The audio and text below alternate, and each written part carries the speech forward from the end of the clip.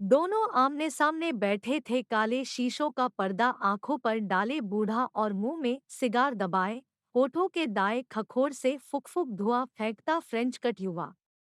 चेहरे पर अगर सफेद दाढ़ी चस्पा कर दी जाती और चश्मे के एक शीशे को हरा पोत दिया जाता तो बूढ़ा अली बाबा और 40 चोर का सरदार नजर आता। और फ्रेंच कट, लंबोतरे चेहरे और खिंची हुई भवों के कारण वह चंगेजी मूल का लगता था। आकर बैठे हुए दोनों को शायद ज्यादा वक्त नहीं गुजरा था, क्योंकि मेज अभी तक बिल्कुल खाली थी। बूढ़े ने बैठे बिठाए एकाएक कोट की दाईं जेब में हाथ घुमाया। कुछ न मिलने पर फिर बाईं को टटोला। फिर एक गहरी सांस छोड़कर सीधा बैठ गया। क्या ढूंढ रहे थे? फ्रेंच कट ने पूछा। सिगार?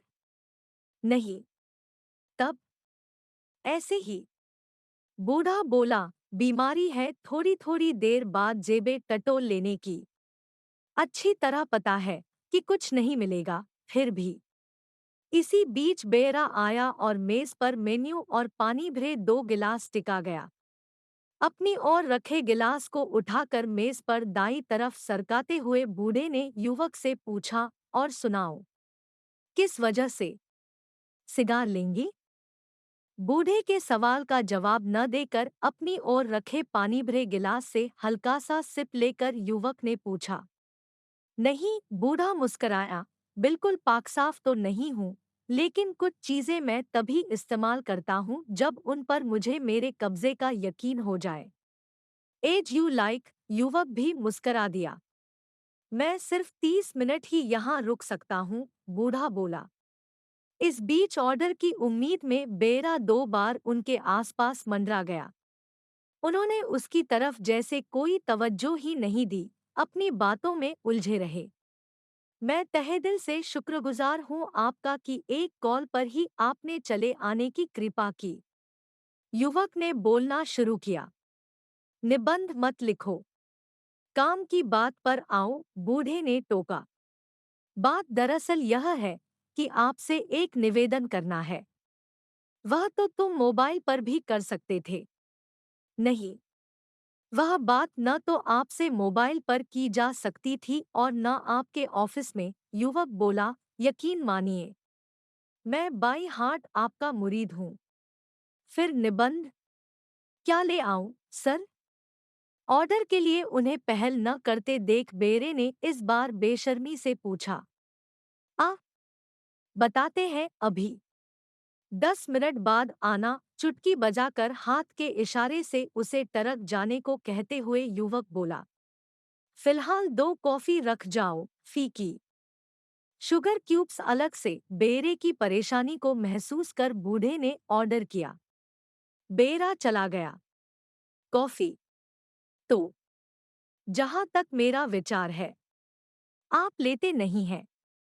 तुम तो ले ही लेते हो। हाँ, लेकिन दो। आप अपने लिए भी कुछ। नहीं, मेरी इच्छा नहीं है इस समय कुछ भी लेने की, बूढ़ा स्वर को रहस्यपूर्ण बनाते हुए बोला। लेकिन 2 हट्टे-कट्टे मर्द सिंगल कॉफी का ऑर्डर दें, अच्छा नहीं महसूस होता। इन बेचारों को तनख्वाह तो खास मिलती नहीं है, मालिक लोगों से टिप के टप्पे पर जमे रहते हैं, नौकरी में। यह जो ऑर्डर मैंने किया है, जाहिर है कि बिल भुगतान के समय कुछ टिप मिल जाने का फायदा भी इसको मिल ही जाएगा। लेकिन उसकी मदद करने का पुण्य कमाने की नीयत से नहीं दिया है ऑर्डर। वह सेकेंडरी है। प्राइमरीली तो अपने फायदे के लिए किया है। अपने फायदे के लिए? युवक ने बीच में टोका। बेशक। कॉफी रख जाएगा तो कुछ समय के लिए हमारे आसपास मंडराना बंद हो जाएगा इसका। उतनी देर में मैं समझता हूँ कि तुम्हारा निबंध भी पूरा हो जाएगा। अब काम की बात पर आ जाओ। फ्रेंच कट मूलतः राजनीतिक मानसिकता का आदमी था और बूढ़ा अच्छी खासी साहित्यिक हैसियत का। युवक ने राजनीतिज्ञ तो अनेक देखे थे, लेकिन साहित्यिक कम। बूढ़े ने राजनीतिज्ञ भी अनेक झेल रखे थे और साहित्यिक भी। कुछ कर गुजरने का जज्बा लिए युवक राजनीति के साथ साथ साहित्य के अखाड़े में भी जोर आजमा रहा था। उसके राजनीतिक संबंध अगर कमजोर रहे होते और वह अगर लेशमात्र भी नजरअंदाज होने की हैसियत वाला आदमी होता तो अपना ऑफिस छोड़कर बूढ़ा उसके टेलीफोनिक आमंत्रण पर एकदम से चला आने वाला आदमी नहीं था। काम की बात यह है कि आपसे एक निवेदन करना था। एक ही बात को बार बार दोहरा कर समय नष्ट न करो। सरदार वाले मूड में बूढ़ा झुंझलाया। आप कल हिंदी भवन में होने वाले कार्यक्रम में शामिल न होइए प्लीज। क्यों? यह पूछते हुए उनकी दाईं आंख चश्मे के फ्रेम पर आ बैठी। काले शीशे के एकदम ऊपर टिकी सफेद आंख, गोलाई में आधा छिलका उतार कर रखी गई ऐसी लीची सी जिसके गूदे के भीतर से उसकी गुठली हल्की हल्की झांक रही हो। उसे देखकर फ्रेंच कट थोड़ा चौंक जरूर गया, लेकिन डरा या सहमा बिल्कुल भी नहीं। आ पर नहीं होंगे तो जाहिर है कि अध्यक्षता की बागडोर मुझे ही सौंपी जाएगी। इसीलिए बस। वह किंचित संकोच के साथ बोला। बस इतनी सी बात कहने के लिए तुमने मुझे इतनी दूर हैरान किया। यह कहते हुए बूढ़े की दूसरी आंख भी काले चश्मे के फ्रेम पर आ चढ़ी। पहले जैसी ही गोलाई में आधी छील कर रखी दूसरी लीची सी। बेरा इस दौरान कॉफी भरी थर्मस और कप प्लेट्स वगैरह रखी ट्रे को मेज पर टिका गया था। युवक ने थर्मस उठाकर एक कप में कॉफी को पलटने का उद्यम करना चाहा। नहीं, थर्मस को ऐसे ही रखा रहने दो अभी, बूढ़े ने धीमे लेकिन आक्रामक आवाज में कहा। वह आवाज फ्रेंचकट को ऐसी लगी जैसे कोई खुले पंजों वाली भूखी चील अपने नाखूनों से उसके नंगे जिस्म को नोचती सी निकल गई हो। आशंकित सी आंखों से उसने बूढ़े की ओर देखा। वह भूखी चील लौटकर कहीं वापस तो उसी ओर नहीं आ रही है। और उसकी आशंका निर्मूल न रही, चील लौट कर आई। कार्यक्रम का अध्यक्ष तो मैं अपने होते हुए भी बनवा दूंगा तुम्हें। उसी आक्रामक अंदाज में बूढ़ा बोला, मैं खुद प्रोपोज कर दूंगा। आपकी मुझ पर कृपा है, मैं जानता हूँ। चील से अपने जिस्म को बचाने का प्रयास करते हुए युवक तनिक विश्वास भरे स्वर में बोला, महत्वपूर्ण मेरा अध्यक्ष पद संभालना नहीं, उस पद से आपको दो चार गालियां सर्व करना होगा। और वैसा मैं आपकी अनुपस्थिति में ही कर पाऊंगा, उपस्थिति में नहीं। उसकी इस बात को सुनकर बूढ़े ने फ्रेम पर आ टिकी दोनों लीचियों को बड़ी सावधानी से उनकी सही जगह पर पहुंचा दिया।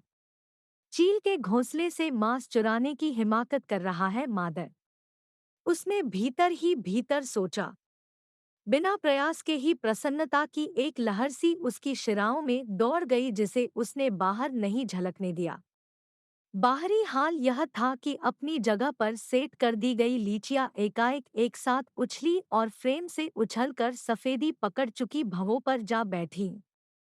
मेरी मौजूदगी में मुझसे ही अपनी इस वाहियात महत्वाकांक्षा को जाहिर करने की हिम्मत तो तुम में है, लेकिन गालियां देने की नहीं। कमाल है, बूढ़ा लगभग डांट पिलाते हुए उससे बोला। युवक पर लेकिन लीचियों की इस बार की जोरदार उछाल का कोई असर न पड़ा। वह जस का तस बैठा रहा। बोला, बात को समझने की कोशिश कीजिए प्लीज। पुराना जमाना गया, यह नए मैनेजमेंट का जमाना है, पॉलिश्ड पॉलिटिकल मैनेजमेंट का। अकॉर्डिंग टू दैट आजकल दुश्मन वह नहीं जो आपको सरेबाजार गाली देता फिरे, बल्कि वह है जो वैसा करने से कतराता है। अच्छा मजाक है, बूढ़ा हंसा। मजाक नहीं, हकीकत है। युवक आगे बोला, मैं बचपन से ही आपके आर्टिकल्स पढ़ता और सराहता आ रहा हूँ। मानसपुत्र हूँ आपका। फिर फालतू की बातें। देखिए, लोगों के चरित्र में इस सदी में गजब की गिरावट आई है। दुनिया भर के साइकोलॉजिस्ट्स ने इस गिरावट को अंडरलाइन किया है। आप एक मजबूत साहित्यिक हैसियत के आदमी हैं। चौबीसों घंटे आपके चारों तरफ मंडराने, आपकी जय जयकार करते रहने वाले आपके प्रशंसकों में कितने लोग मुंह में राम वाले हैं और कितने बगल में छुरी वाले आप नहीं जान सकते। इस योजना के तहत उक्त अध्यक्ष पद से मैं आपको ऐसी ऐसी बढ़िया और इतनी ज्यादा गालियां दूंगा, लोगों के अंतर्मन में दबी आपके खिलाफ वाली भावनाओं को इतना भड़का दूंगा कि मुखालफत की मंशा वाले सारे चूहे बिलों से बाहर आ जाएंगे, मेरे साथ आ मिलेंगे। यानी कि एक पंथ दो काज, चश्मा बोला, सांप भी मर जाएगा। और सांप? मैं आपके बारे में ऐसा नहीं सोच सकता, युवक ने कहा। नहीं सोच सकते तो गालियां दिमाग के किस कोने से क्रिएट करोगे? यह सोचना आपका काम नहीं है। अच्छा, यानी कि मुझे यह कहने या जानने का हक भी नहीं है कि मुझे गालियां देने की अनुमति मुझसे मांगने वाला शख्स वैसा करने में सक्षम नहीं है। कुछ बातें मौके पर सीधे सिद्ध करके दिखाई जाती हैं, बकी नहीं जाती। यानी कि खेल में बहुत आगे बढ़ चुके हो। आपके प्रति अपने मन में जमी श्रद्धा की खातिर। तुम्हारे मन में जमी श्रद्धा के सारे मतलब मैं समझ रहा हूँ, चश्मे ने कहा। बेटा, मुझे गालियां बक कर दिल की भड़ास भी निकाल लोगे और मेरी नजरों में भले भी बने रहोगे, क्यों? उसके इस आकलन पर चंगेजी मूल का दिखने वाले उस युवक को लाल पीले अंदाज में उछल पड़ना चाहिए था, या फिर वैसा नाटक तो कम से कम करना ही चाहिए था, लेकिन उसने ये दोनों ही नहीं किए। अविचल बैठा रहा। बूढ़े ने एकाएक ही दोनों हथेलियों को अपने सीने पर ऊपर नीचे सरका कर ऊपर ही ऊपर जेबें टटोल डाली। टटोलते टटोलते ही वह खड़ा हो गया और ऊपर ही ऊपर पैंट की जेबों पर भी हथेलियां सरकाई। फिर दाईं जेब से पर्स बाहर निकालते हुए बुदबुदाया, शुक्र है यह जेब में चला आया, मेज की दराज में ही छूट नहीं गया। अरे, पर्स क्यों निकाल लिया आपने? युवक दबी जुबान में लगभग चीखते हुए बोला। अब यह चला आया जेब में तो निकाल लिया। पर्स को अपने सामने मेज पर रखकर वापस कुर्सी पर बैठते हुए बूढ़ा बोला। अब आप इसे वापस जेब के ही हवाले कर दीजिए प्लीज, युवक आदेशात्मक शाही अंदाज में फुसफुसाया। एक बात कान खोलकर सुन लो, बूढ़ा कड़े अंदाज में बोला, कितने भी बड़े तीस मार खा सही तुम्हारी किसी भी बात को मानने के लिए मजबूर नहीं हूं मैं। This is a request, not an order sir, युवक ने हाथ जोड़कर कहा। तुम्हारी हर रिक्वेस्ट को मान लेने के लिए भी मैं मजबूर नहीं हूँ, बूढ़ा पूर्व अंदाज में बुदबुदाया। और युवक कुछ समझता उससे पहले ही उसने 100 रुपए का एक नोट पर्स से निकालकर कॉफी के बर्तन रखी ट्रे में डाल दिया। यह क्या कर रहे हैं आप? उसके इस कृत्य से चौंक कर युवक बोल उठा। अब सिर्फ 5 मिनट बचे हैं तुम्हारे पास, उसकी बात पर ध्यान दिए बिना वह निर्णायक स्वर में बोला। यह ओवर रेस्पेक्ट का मामला बन गया साला। और ओवर कॉन्फिडेंस का भी, साफ तौर पर उसे सुनाते हुए बेहद खींच भरे स्वर में युवक बुदबुदाया। बेहतर यह होता कि आपको विश्वास में लेकर काम की शुरुआत करने के बजाय पहले मैं काम को अंजाम देता और आपके सामने पेश होकर बाद में अपनी सफाई पेश करता। इस समय पता नहीं आप समझ क्यों नहीं पा रहे हैं मेरी योजना को? कैसे समझूं? मैं राजनीतिक मैनेजमेंट पढ़ा हुआ नई उम्र का लड़का तो हूँ नहीं, बूढ़ा हूँ 80 बरस का। फिर पॉलिटिकल आदमी नहीं हूँ, लिटरेरी हूँ। दूर खड़े बेरे को ट्रे उठा ले जाने का इशारा करते हुए चश्मे ने कहा। बेरा शायद आगामी ऑर्डर की उम्मीद में इनकी मेज पर नजर रखे था। इशारा पाते ही चला आया और ट्रे को उठा कर ले गया। न समझ पाने जैसी तो कोई बात ही इस प्रस्ताव में नहीं है, युवक बोला, मूर्ख से मूर्ख। Shut up, shut up. गालियां देने की इजाजत मैंने अभी दी नहीं है तुम्हें। ओफ शिट। दोनों हथेलियों में अपने सिर को पकड़कर फ्रेंच कट झुंझलाया। यह मैं गाली दे रहा हूं आपको? तुम क्या समझते हो कि मेरी समझ में तुम्हारी यह टुच्ची भाषा बिल्कुल भी नहीं आ रही है? इस समय तो आप मेरे एक एक शब्द का गलत मतलब पकड़ रहे हैं। वह दुखी अंदाज में बोला, इस स्टेज पर मैं अगर अपनी योजना को ड्रॉप भी कर लूं तो आपकी नजरों में तो गिर ही गया न। विश्वास तो आपका खो ही बैठा मैं। इसी दौरान बेरे ने ट्रे में बिल, बाकी बचे पैसे और सौंफ मिश्री आदि लाकर उनकी मेज पर रख दिए।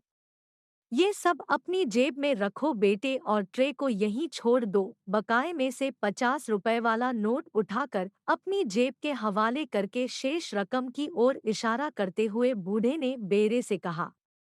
एक बारगी तो वह बूढ़े की शक्ल को देखने लगा, लेकिन आज्ञापालन में उसने देरी नहीं की। उसके चले जाने के बाद बूढ़े ने फ्रेंच कट से कहा, बिल्कुल ठीक कहा।